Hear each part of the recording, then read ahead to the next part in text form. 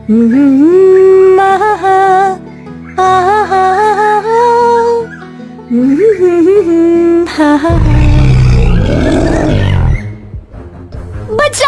बचाओ, कोई है, ये भालू मुझे मार डालेगा, मेरी मदद करो।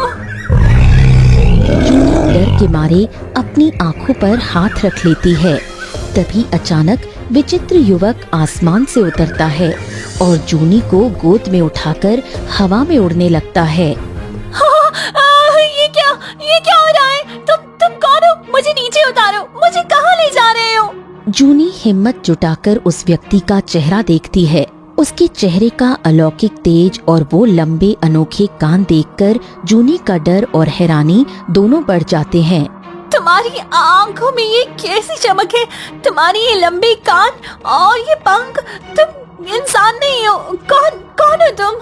वो युवक खामोश रहता है और जूनी को एक ऊंची और सुरक्षित चट्टान पर धीरे से उतारता है और बिना एक शब्द बोले अपने विशाल पंख फैलाता है और पल भर में नीले आसमान में ओझल हो जाता है।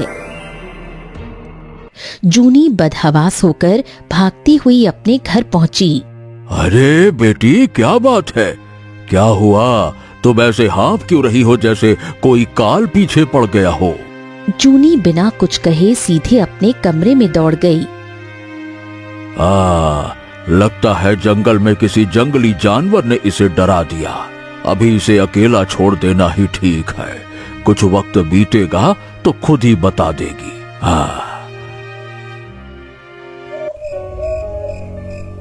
जूनी कमरे में अकेली बैठी उस पंखों वाले युवक के बारे में सोच रही थी। रात का सन्नाटा गहरा जाता है, पर जूनी की आंखों से नींद गायब थी। आखिर वे कौन था? वे चेहरा, वे लंबे कान और वे विशाल पंख, मैं क्यों उसके बारे में सोच रही हूँ? क्या वे वाकई कोई देवदूत था या मेरा भ्रम? तभी अचानक खिड़की पर एक साया पड़ा। जूनी ने पलट कर देखा तो उसकी चीख निकल गई। वही खूबसूरत युवक जिसने आज उसकी जान बचाई थी, खिड़की के बाहर खड़ा उसे बहुत ही गहरी नजरों से देख रहा था। तुम यहाँ भी आ गए? क्या चाहते हो मुझसे? जूनी जैसे ही खिड़की के पास पहुंची, आर्यन पलक झपकते ही वहाँ से गायब हो गया। जूनी परेशान होकर बिस्तर पर गिर पड़ी और कुछ ही देर में गहरी नींद में सो गई और सपना देखने लगी। इंद्रप्रस्थ लोक। बादलों के बीच ऊंचे ऊंचे सुनहरे महल चमक रहे थे। जूनी के पास भी अब खूबसूरत सफेद पंख थे। वो और आर्यन बादलों के बीच उड़ रहे थे। जूनी, तुम मुझे कभी नहीं पकड़ पाओगी। मेरी रफ्तार इन बादलों से भी तेज है। आ जाओ, आ जाओ। अच्छा, अभी देखती हूँ। रुको राजकुमार। दोनों प्यार भरी बातें कर ही रहे होते हैं कि अचानक आसमान का रंग काला पड़ जाता है और एक विशाल आग का गोला जूनी की तरफ बढ़ता है। वो गोला जूनी के पंखों से टकराता है और जूनी दर्द से चीख उठती है। आर्यन, मेरे पंख! जूनी! नहीं नहीं नहीं नहीं नहीं नहीं नहीं, तुम ठीक तो हो ना? तुम ठीक तो हो ना? देखो मुझे देखो। तुम्हें क्या हुआ? क्या हुआ जूनी? देखो मुझे देखो। जूनी, जूनी! आर्यन, मेरे पंख देखो, मेरे पंख जल रहे हैं। बहुत दर्द हो रहा है, बचाओ मुझे। तभी बादलों के पीछे से सुहेल प्रकट होता है। उसकी आंखों में नफरत की आग थी।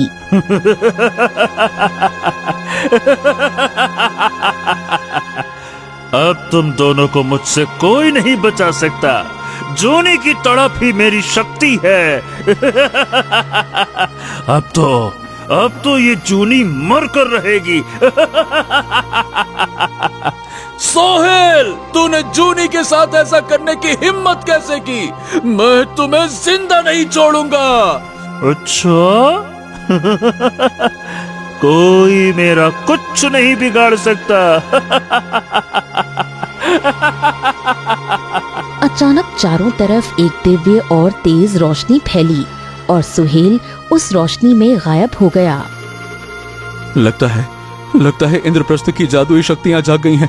हे जूनी उठो, उठो जूनी उठो, हमें यहाँ से निकलना होगा। उठो जूनी। आर्यन, मुझे क्या हो रहा है? मैं बहुत कमजोर महसूस कर रही हूँ। मुझे कुछ हो रहा है। तभी आसमान से एक रहस्यमयी आवाज गूंजी। रुक जाओ, जूनी के पंख जल चुके हैं, अब इसकी शक्तियां खत्म हो चुकी है। इस पावन लोक में बिना पंखों वालों के लिए कोई स्थान नहीं है, इसे यहाँ से जाना ही होगा। क्या? नहीं नहीं नहीं नहीं नहीं, ऐसा मत कहिए। मैं जूनी के बिना एक पल भी नहीं रह सकता। उसे मुझसे दूर मत कीजिए। मैं उसे ठीक कर दूंगा मैं उसे। असंभव, ये इंद्रप्रस्थ का नियम है, जिसकी उड़ान खत्म उसका यहाँ वास खत्म। इसे अभी इसी वक्त विदा होना होगा। अचानक जूनी के नीचे से बादल हट गए और वो तेजी से आसमान से नीचे धरती की ओर गिरने लगी। आर्यन, बचाओ मुझे, मैं गिर रही हूँ। आर्यन। नहीं नहीं नहीं नहीं नहीं जूनी, रुक जाओ, मुझे छोड़कर मत जाओ। मैं आ रहा हूँ तुम्हारे पास जूनी, मैं आ रहा हूँ तुम्हारे पास जूनी, मैं आ रहा हूँ। धीरज रखो राजकुमार, वो तुम्हें फिर मिलेगी, वो तुम्हें जरूर मिलेगी, पर इसके लिए तुम्हें सदियों का इंतजार करना होगा। आज से तुम दोनों की राहें जुदा होती हैं। जूनी धीरे धीरे जमीन पर आकर गिर गई। जूनी झटके से बिस्तर पर उठकर बैठ गई। वे क्या था? मैं गिर रही थी, मैं सच में आसमान से गिर रही थी। वे चेहरा, वे आर्यन, कोई चेहरा इतना मिलता जुलता कैसे हो सकता है? तभी ताजी धूप खिड़की से जूनी के चेहरे पर पड़ती है। वो पसीने में तरबतर और हांफती हुई बाहर आंगन में आती है। हाँ, क्या हुआ बेटी? क्या बात है? बहुत परेशान दिख रही हो। बाबा, क्या मैं आपसे कुछ पूछ सकती हूँ? क्या सच में कोई ऐसा व्यक्ति होता है जिसके कान लंबे हो और पीठ पर विशाल पंख हो? क्या कोई सच में आसमान में बादलों के बीच उड़ सकता है? नहीं नहीं नहीं नहीं नहीं नहीं, ये सब इसे याद क्यों आ रहा है? ये तो मौत को बुलावा देने जैसा है। बाबा, आप डर क्यों गए? क्या आपने कभी ऐसे किसी जीव के बारे में नहीं सुना? अरे बिटिया, ये सब फालतू की बातें हैं। लगता है रात को किसी डरावने सपने ने तुम्हारा दिमाग खराब कर दिया है। जाओ, अपनी टोकरी उठाओ, फूल लेकर आओ। इन ख्यालों को यही दफन कर दो बेटा। हाँ, जाओ। जूनी चुपचाप टोकरी उठाती है और घर से निकल जाती है। तभी रास्ते में उसे अपना पड़ोसी मिल जाता है। अरे क्या बात है जूनी, आज तुम इतनी खोई से क्यों हो? ये तुम्हारा चेहरा इतना उतरा हुआ क्यों है? क्या बात है? क्या तुमने कभी पंखों वाले इंसानों की कोई कहानी सुनी है? क्या ऐसा इंसान सच में होता है? पंखों वाला इंसान? हाँ जूनी, वैसे मेरे दादाजी अक्सर एक ऐसी दुनिया का जिक्र करते थे जहाँ जमीन का नामो निशान नहीं है, सिर्फ बादल और हवा में तैरते हुए महल हैं। वो उसे बादलों का लोक कहते थे कुछ। हाँ, यही बादलों का लोक कहते थे। तो इसका मतलब मेरा सपना झूठ नहीं था, वह दुनिया सच में कहीं वजूद रखती है। ए जूनी, ये तुम अचानक से पुरानी कहानियों पर इतना यकीन क्यों कर रही हो? क्या बात क्या है? बस ऐसे ही मुझे लगा ये सिर्फ बच्चों को डराने के किस्से हैं, पर अब लगता है कि कहानी में कुछ तो सच्चाई है। बताओ ना, क्या बात है? अरे जूनी और अरमान खिलखिलाकर बातें करने लगे। वहीं पेड़ के पीछे खड़ा आर्यन ये सब देख रहा था। जूनी को किसी और के साथ खुश देख वो तड़प उठा। ये इसका प्रेमी है, तभी तो इतना हंस हंस के बातें कर रही है। वो पंख फैलाता है और सीधे इंद्रप्रस्थ के महल में पहुंचता है और जाकर बेसुध सा हो जाता है। मैं अपनी मोहब्बत को चाह कर भी नहीं पा सका। जूनी मुझे भूल चुकी है और अब वो किसी और के साथ खुश है। क्या वही उसकी दुनिया है? क्या? आर्यन अपने महल के झरोखे पर बैठा खुद से बीजे सवाल कर रहा था। तभी पीछे से वृद्ध गुरुदेव प्रवेश करते हैं। शांत हो जाओ राजकुमार, शांत हो जाओ। अपनी भावनाओं को अपने बस में करो। कैसे शांत हो जाऊं गुरुदेव? आपने कहा कि मैंने कई वर्षों तक इस विरह की अग्नि को सहा है, मैंने सदियों इंतजार किया है, लेकिन अब वो मुझसे दूर जा रही है। वो देखो ना, आप किसी और के साथ खुश है। मैं जो नियति में लिखा है उसे कोई नहीं टाल सकता। वो अब इस लोक की नहीं रही। तुम्हें अपने आगे के कर्तव्यों पर ध्यान देना चाहिए। नहीं नहीं नहीं, मेरा कर्तव्य और मेरी दुनिया सिर्फ जूनी थी। हाँ, आपने मुझे उम्मीद दी थी और आज वो उम्मीद टूट गई। गुरुदेव बिना कुछ कहे वहां से चले गए। वहीं खंभे के पीछे छिपा सुहेल सब सुन लेता है और उसके चेहरे पर एक कुटिल मुस्कान आ जाती है। अच्छा, तो वो लड़की अब भी जिंदा है, यानी कि आर्यन की कमजोरी अब भी धरती पर मौजूद है। मुझे उसे हमेशा के लिए रास्ते से हटाना होगा ताकि इंद्रप्रस्थ पर मेरा राज हो सकेगा। वो लड़की जिंदा रहेगी तो आर्यन मजबूत रहेगा, और जूनी नहीं होगी तो ये टूट जाएगा, कमजोर पड़ जाएगा। फिर सुहेल अपनी शक्तियों का आह्वान करता है और पलक झपकते ही धरती लोक पर पहुंचता है। इधर जूनी तालाब के किनारे अपनी टोकरी में फूल भरकर घर की ओर लौट रही है। बाबा जरूर कुछ न कुछ छुपा रहे हैं। उनके पास ऐसी शक्तियां हैं जिससे वे किसी भी लोक का पता लगा सकती हैं। आज तो मैं उनसे सच उगलवा कर ही रहूंगी। आखिर वो दुनिया मेरे सपने में क्यों आई थी कल रात? ऐसा अब से पहले क्यों नहीं हुआ है? जूनी गहरी सोच में डूबी तेजी से घर की तरफ बढ़ रही थी कि अचानक रास्ते के बीचों बीच एक साया आकर खड़ा हो गया। जूनी झटके से रुकी और सामने सुहेल को देखकर उसके हाथ से फूलों की टोकरी छूट गई। बहुत लंबी उम्र पाई है तुमने जूनी। क्या तुमने पहचाना मुझे? तुम कौन हो? मेरे रास्ते में क्यों खड़े हो? हट जाओ यहाँ से। ओह, इतनी जल्दी भूल गई? अभी तो खेल शुरू हुआ है। पिछली बार तो तुम्हारे पंख जले थे, इस बार तुम्हारी रूह जलेगी। सुहेल की आंखों में क्रूरता साफ झलक रही थी। जूनी बेबसी से पीछे हटती है, लेकिन सुहेल एक फूंक मारता है। अचानक हवा में आग की लपटें उठने लगती हैं और जूनी एक पेड़ से चिपक जाती है। आसपास आग लगने लगती है। ओह, तुम कितना भी चिल्ला लो जूनी, आज तुम्हें मुझसे कोई नहीं बचाने वाला। पिछली बार मैंने तुम्हें आधा अधूरा छोड़कर गलती की थी, लेकिन इस बार तुम्हें जान से मार कर ही दम लूंगा। मैं तुम्हें नहीं जानती, फिर तुम मेरे साथ ऐसा क्यों कर रहे हो? तुम कोई साधारण इंसान नहीं लग रहे। आखिर किस दुनिया से आए हो तुम? मुझे बताओ। वो तुम्हें खुद ही पता चल जाएगा। अब तुम इसी आग के घेरे में जलकर भस्म हो जाओगी। तुमने जो मेरे साथ किया है उसकी सजा तुम्हें मिलकर ही रहेगी। मुझे नहीं पता तुम क्या कह रहे हो। मुझे जाने दो। मेरे बाबा घर पर मेरा इंतजार कर रहे होंगे। तुम मेरे साथ ऐसा नहीं कर सकते। अब तुम्हें मेरे इस जादुई घेरे से कोई नहीं बचा सकता। ये कुछ ही पलों में तुम्हें राख बना देगा और तुम्हारा नामो निशान मिट जाएगा।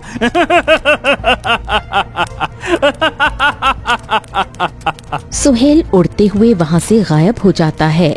आग की लपटें जूनी के करीब आने लगती हैं और अचानक उसकी आंखों के सामने धुंध छाने लगती है। ये कैसी धुंध है? आखिर ऐसा क्या हो रहा है मेरे साथ? एक पंखों वाला मुझे बचाने आता है और एक ये पंखों वाला जो मुझे मारना चाहता है। आखिर मेरा इन दोनों के साथ क्या रिश्ता है? इंद्रप्रस्थ के राजा मुकुंद देव के दो पुत्र थे, राजकुमार आर्यन और राजकुमार सुहेल। दोनों एक ही पिता की संतान थे, लेकिन स्वभाव में जमीन आसमान का फर्क था। जहां आर्यन एक नेक दिल राजकुमार था, वहीं सुहेल काली विद्या का स्वामी बन चुका था। एक दोपहर आर्यन और जूनी इंद्रप्रस्थ के शाही बागानों में बैठे बातें कर रहे थे। राजकुमार आर्यन, मैं अब तुमसे पल भर भी दूर नहीं रह सकती। मैं तुमसे बहुत प्रेम करती हूँ और जल्द से जल्द विवाह कर खुशी से जीवन बिताना चाहती हूँ। तुम ठीक कहती हो जूनी, लेकिन हमें थोड़ा वक्त चाहिए। तुम इस राज्य के नियम जानती हो। जब तक मेरी उम्र 100 वर्ष नहीं हो जाती, मैं विवाह नहीं कर सकता। और अभी 100 वर्ष पूरा होने में 1 वर्ष शेष है। हाँ, ये तो मैं जानती हूँ, इसीलिए तो मैं इतने वर्षों से तुम्हारा इंतजार कर रही हूँ। हमारा प्रेम कभी कम नहीं हो सकता जूनी, कोई भी हम दोनों के बीच नहीं आ सकता, ये मेरा वादा है। दोनों प्यार भरी बातें कर रहे हैं, लेकिन उन्हें नहीं पता कि दूर खड़ा राजकुमार सुहेल ये दृश्य देख रहा है और उसके मन में एक शंख बजा। हैं? इस जूनी से भाई प्रेम करते हैं और इस कदर करते हैं, पता नहीं था मुझे। या तो इंसान प्रेम ही कर सकता है या इस दुनिया की जिम्मेदारी उठा सकता है, और भाई इस लड़की के चक्कर में रहे तो ये दुनिया बर्बाद हो जाएगी। हम दोनों को कैसे भी करके ये दुनिया संभालनी है, और हमारी दुनिया में कमजोरी की कोई गुंजाइश नहीं। जरा सी भी लापरवाही, सब बर्बाद हो सकता है। जूनी हवा में उड़ती हुई वहाँ से गुजर रही थी कि तभी सुहेल उसके सामने आकर खड़ा हो गया। जूनी उसे देखकर थोड़ी ठिठक गई, फिर उस पर ज्यादा ध्यान न देते हुए जूनी वहाँ से उड़कर चली गई। सुहेल वहीं खड़ा गुस्से में मुट्ठियां भींच लेता है। मैं इस दुनिया का राजकुमार यहाँ खड़ा था, उससे बात करने की फिराक में वो मुझे नजरअंदाज करके चली गई। मैं इस दुनिया का राजकुमार हूँ, उसको मेरे सामने झुककर सलाम करना चाहिए था। मैं इसकी इस खता को माफ नहीं करूंगा, खत्म कर दूंगा इसको, और इसकी आंखों में ये जो अहंकार है वो खाक में मिला दूंगा मैं। सुहेल गुस्से में आग बबूला होकर इंद्रप्रस्थ के उस अंधेरे हिस्से में पहुंचता है जहां एक जादुई सीमा है। उस सीमा के पार केवल काली दुनिया और विनाश का वास है। मुझे अब इस काली दुनिया में जाकर वो शक्ति हासिल करनी होगी जो हमारी दुनिया के लिए विनाश लाएगी। मुझे अब कमजोर बनकर नहीं जीना, सबको एहसास दिलाना है कि ये सब हमारे लिए कितना जरूरी है। सुहेल उस काली दुनिया में कदम रखता है। चारों तरफ खौफनाक सन्नाटा था। तभी वो एक विशाल काले बादल के सामने पहुंचा, जो धीरे धीरे एक आकृति लेने लगा। आओ आओ सोहेल आओ, मैं जानता था कि तुम एक दिन मेरे पास जरूर आओगे। मुझे वो शक्तियाँ चाहिए जो बरसों से इस काली दुनिया में कैद हैं। मुझे वो विनाशकारी ताकत दे दो, मुझे वो शक्तियाँ चाहिए।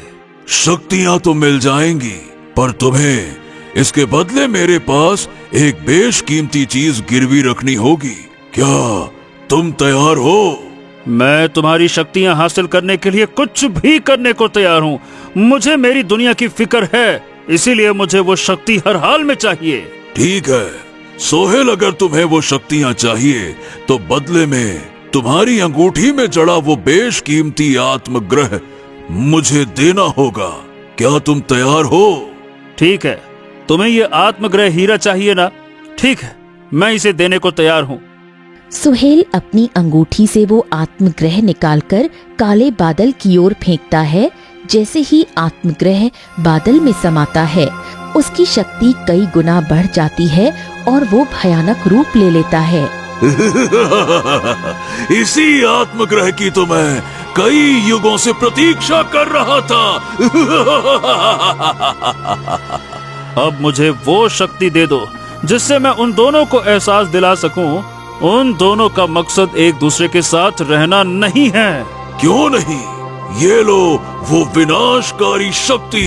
अचानक आसमान में तेज बिजली कड़कने लगी और आग का एक विशाल गोला सुहेल के शरीर में समा गया। सुहेल की आंखें अंगारे जैसी दहकने लगती हैं। जाओ सोहेल जाओ, अब ये शक्ति तुम्हारे पास है। तुम जिस पर भी इसका प्रहार करोगे वो अपनी सारी जादुई शक्तियां और अपने पंख हमेशा के लिए खो देगा।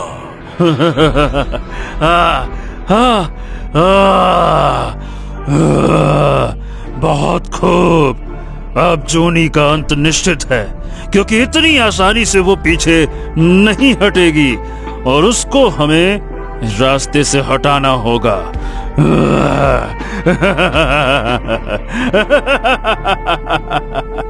सुहेल उस काली शक्ति को लेकर जैसे ही वहाँ से निकला, पीछे खड़ा वो विशाल काला बादल तेज गर्जना के साथ ठहाके लगाने लगा।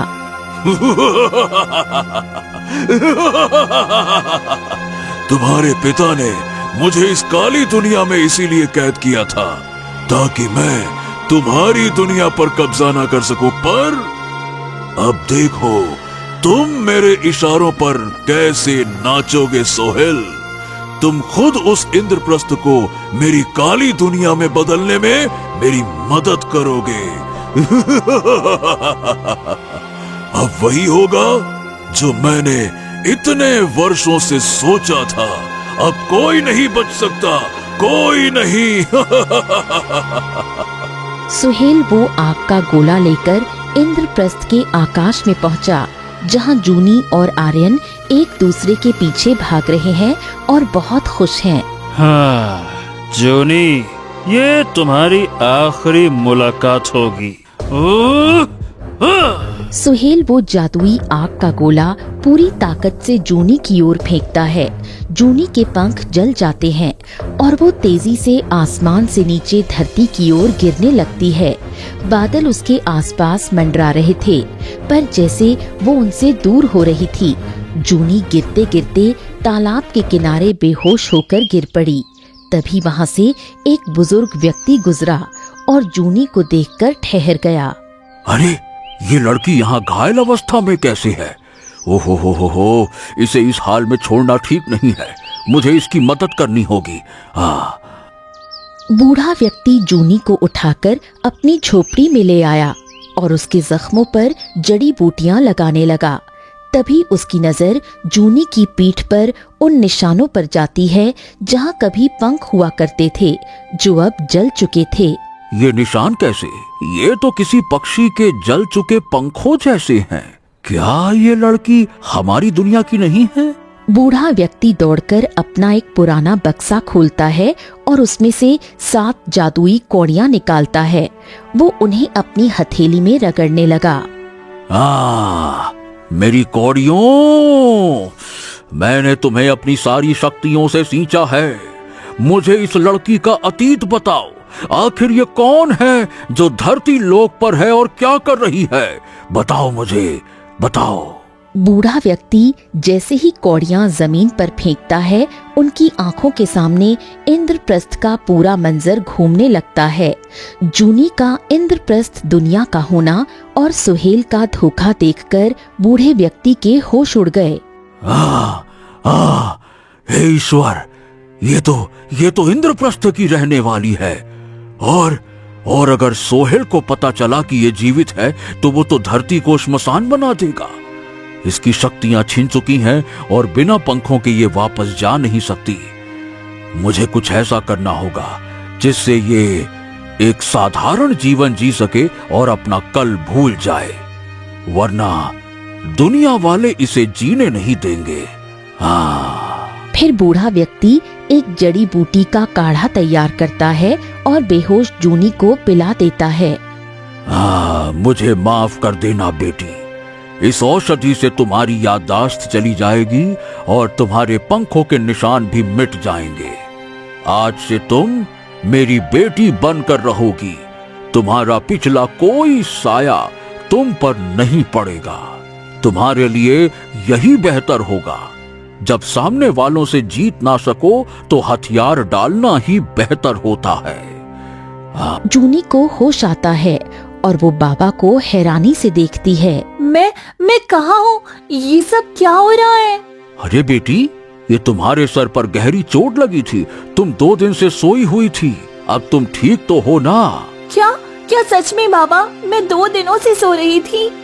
हाँ बेटी, अब तुम आराम करो। मैं तुम्हारे लिए कुछ खाने को लाता हूँ। तुम्हारी माँ तो इस दुनिया में नहीं रही, तब से मैं तुम्हारे ही सहारे जैसे तैसे अपना जीवन यापन कर रहा हूँ। बेटी, अगर तुम्हें कुछ हो जाता तो मैं बहुत डर जाता है।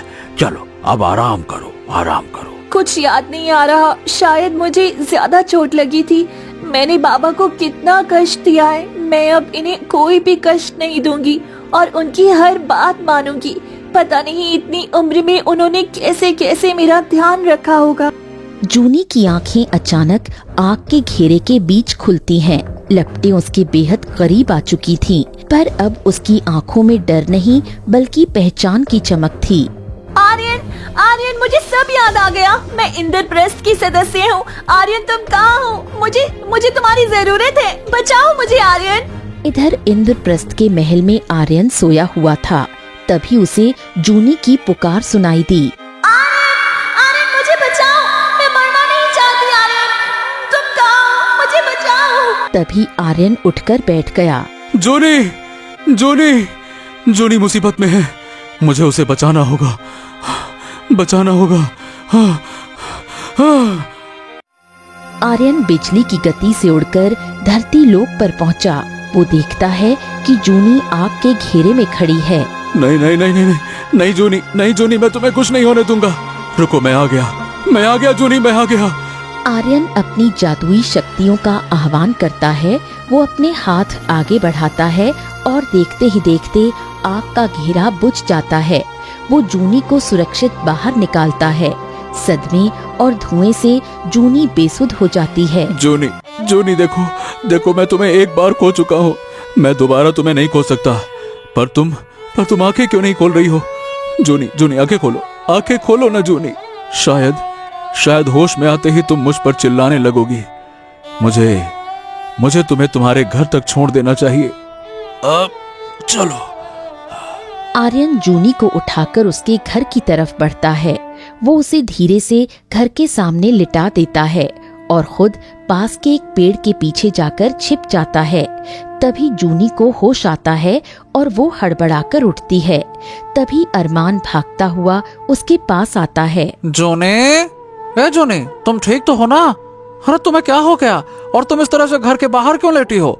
जूनी, जूनी। नहीं अरमान, मैं यहाँ नहीं रुक सकती। मुझे उसके पास जाना होगा।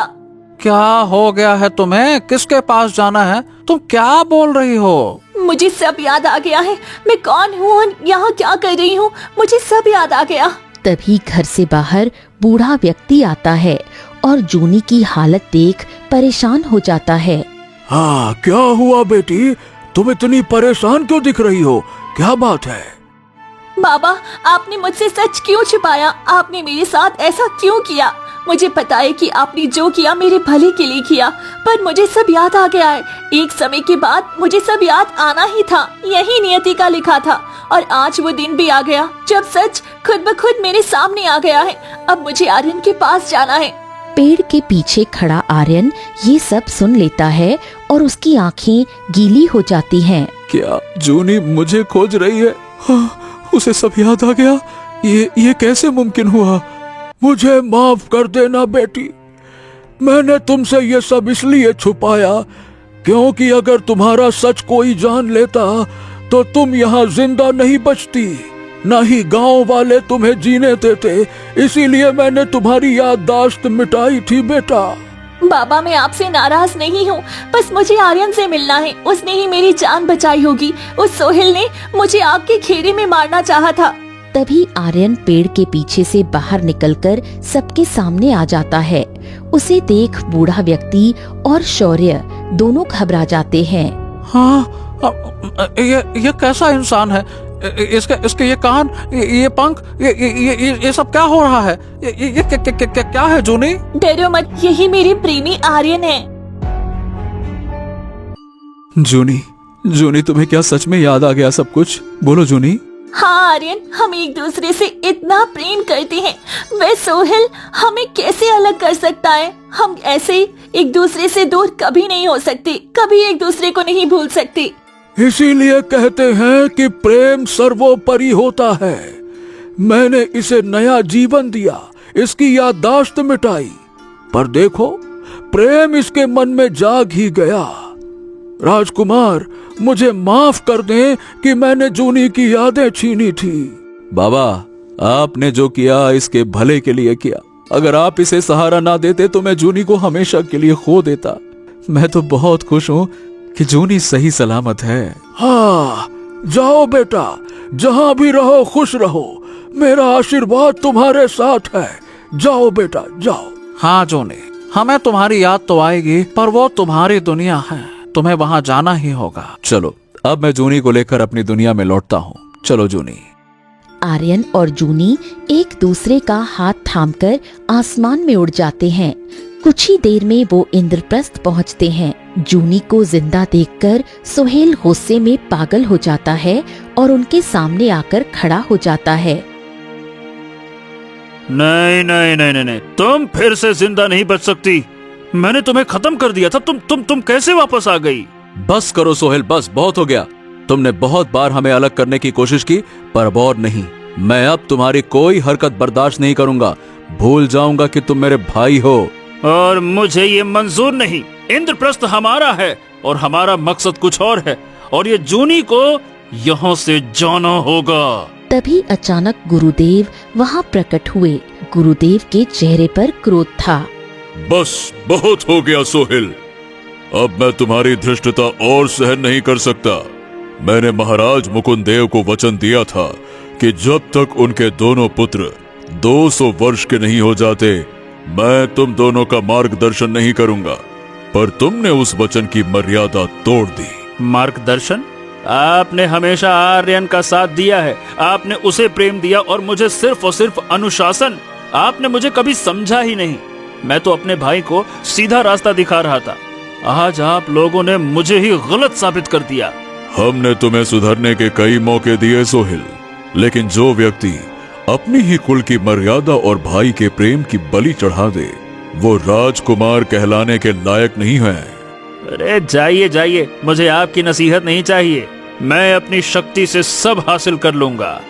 नहीं सोहेल, तुम इंद्रप्रस्थ में रहने के लायक ही नहीं हो। तुम्हारा स्थान अब सिर्फ नरक लोक में है। जो भी इंद्रप्रस्थ की पावन भूमि पर काली विद्या का प्रयोग करता है, उसकी नियति सिर्फ नरक का अंधेरा है। गुरुदेव, पर मेरी क्या गलती थी? मैंने तो सिर्फ प्रेम किया था। सोहेल ने मेरे पंख चला दिए, मेरी याददाश्त छीनने पर मजबूर कर दिया, और तो और इसने मुझे कई बार जान से मारने की कोशिश भी की। क्या मेरे लिए कोई न्याय नहीं है? नहीं पुत्री, तुम्हारा प्रेम निष्पाप है। दंड उसे मिलेगा जिसने अपराध किया है। ओम। गुरुदेव अपनी जादुई छड़ी हवा में लहराते हैं। एक बिजली कड़कती है और सुहेल के शरीर से उसकी सारी काली शक्तियाँ और उसके विशाल पंख खिंचकर बाहर आने लगते हैं। सुहेल दर्द से तड़पने लगता है। नहीं नहीं नहीं नहीं गुरुदेव, मेरे पंख मत छीनिए, मुझे माफ कर दीजिए। आप ऐसा नहीं कर सकते गुरुदेव। मैं तो सिर्फ भलाई चाहता था सबकी, और सबकी भलाई के लिए चुना गया बुरा मार्ग भी बुरा नहीं होता। गुरुदेव सुहेल की वो शक्तियाँ और पंख जूनी की ओर प्रवाहित कर देते हैं। देखते ही देखते जूनी की पीठ पर फिर से जादुई और बेहद खूबसूरत पंख निकल आते हैं। उसकी खोई हुई दिव्य चमक वापस आ जाती है। सोहेल, अब तुम अनंत काल तक नरक की आग में जलोगे। यही तुम्हारा न्याय है। ओम। गुरुदेव एक मंत्र पढ़ते हैं और सुहेल के पैरों के नीचे की जमीन फट जाती है। सुहेल चीखते हुए उस अंधेरी खाई नरक लोक में समा जाता है। गुरुदेव, आपका बहुत बहुत धन्यवाद। आपने अधर्म का अंत किया। तुम दोनों सदा खुश रहो। प्रेम की हमेशा विजय होती है। मेरा आशीर्वाद है कि तुम दोनों इंद्रप्रस्थ का शासन न्याय और करुणा के साथ चलाओ। गुरुदेव, अगर आपका मार्गदर्शन मिलता रही तो हम लोग बखूबी अपनी जिम्मेदारी निभाएंगी और अपने इंद्रप्रस्थ का हमेशा नाम रोशन करेंगी। यशस्वी भव पुत्री, तुम्हारी निष्ठा और आर्यन का साहस ही इस राज्य की असली शक्ति है। फिर कुछ दिनों बाद दोनों खुशी पूर्वक अपना जीवन जीने लगे।